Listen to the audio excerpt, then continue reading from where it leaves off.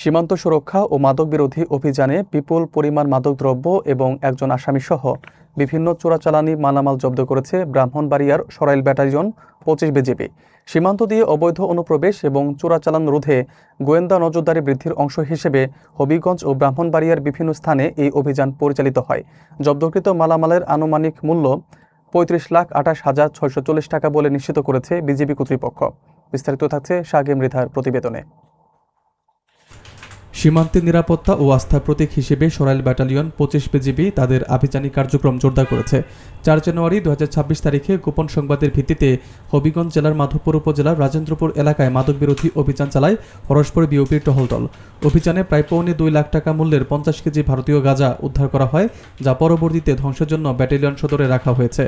একই দিনে বিজয়নগর উপজেলার সেজামুরা নামক স্থানে মুকুন্দপুর বিওপির অভিযানে ৭,৫২,০০০ টাকা মূল্যের ৮৪,০০০ পিস ভারতীয় পাতার বিড়ি ও একটি সিএনজি সহ মোহাম্মদ সোহরাব মিয়া নামের একজনকে আটক করা হয়। আটককৃত ব্যক্তিকে সংশ্লিষ্ট থানায় সোপর্দ করা হয়েছে বলে জানানো হয়।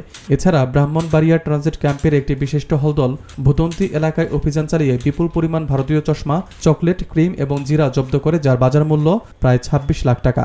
এসব মালামাল আখাউড়া কাস্টমস অফিসে জমা দেওয়ার প্রক্রিয়া চলছে।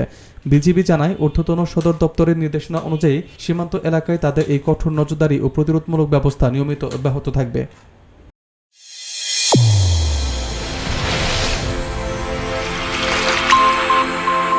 চ্যানেল A1 হৃদয়ের স্পন্দন।